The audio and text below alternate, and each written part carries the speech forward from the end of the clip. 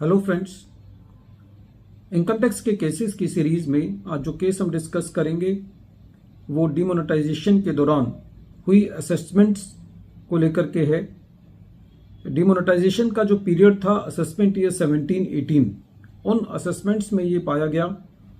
जहां पर भी असेसिंग ऑफिसर ने ये देखा कि असेसी के बैंक में स्पेसिफाइड बैंक नोट्स जमा हुए हैं जो कि 500 और 1000 का नोट था। तो ऐसे केस में असेसी ने चाहे कोई भी एक्सप्लेनेशन दी हो उसको एडमिट नहीं किया गया। कुछ केसेस के अंदर ईओ ने उसको माना, लेकिन वो केसेस 263 के अंदर रीओपन किए गए। प्रेजेंट केस में जोधपुर आईटीएटी के सामने एक इशू था कि यदि असेसिंग ऑफिसर के बैंक में डायरेक्टली उसके कस्टमर्स ने पैसा जमा किया है, जो कि एसएससी का एक रेगुलर फीचर है, पिछले सालों में भी एक ये रूटीन है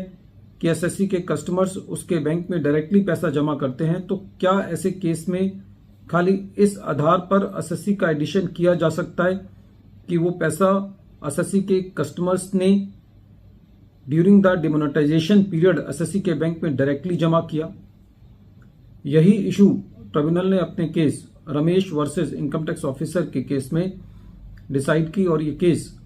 125 आईटीआर ट्रिब्यूनल पेज नंबर 600 पर रिपोर्ट हुआ। इस केस का जजमेंट 24 अप्रैल 2024 को आया। प्रेजेंट केस में एसएससी एक प्रोप्राइटरशिप फर्म है और एसएससी का काम है कि वो टेक्सटाइल, डाइज और प्रिंटेड क्लोथ्स के अंदर डील करता है। एसएससी एक मैन्युफैक्चरर भी है। During the previous year relevant to the assessment year 17-18, SSC ने एक बड़ा अमाउंट अपने बैंक में स्पेसिफाइड बैंक नोट्स के द्वारा जमा किया, जो कि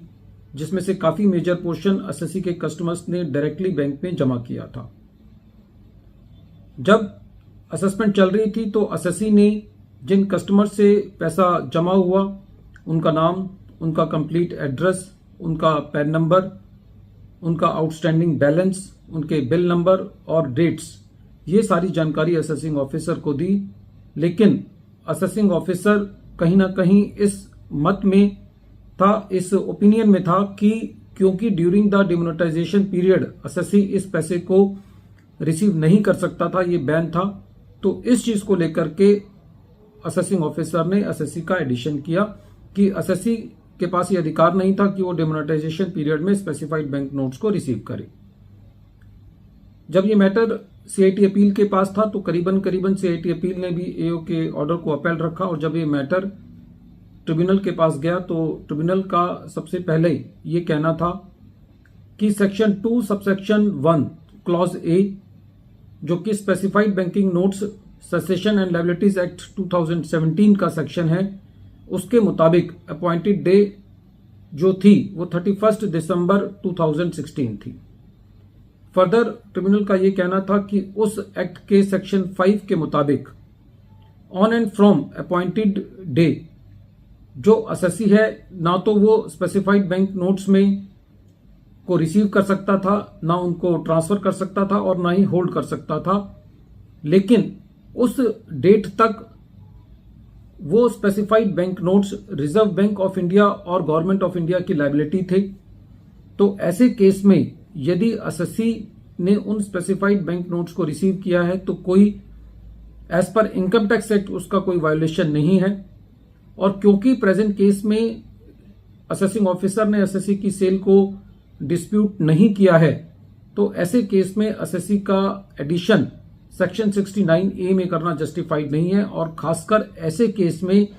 जहां पर एसएससी के कस्टमर्स के द्वारा उसके बैंक अकाउंट में जो कैश जमा किया जाता है वो एक रेगुलर फीचर हो, क्योंकि जो एसएससी ने डिटेल्स दी थी उसके अंदर एसएससी ने बताया था कि जो एसएससी के कस्टमर्स हैं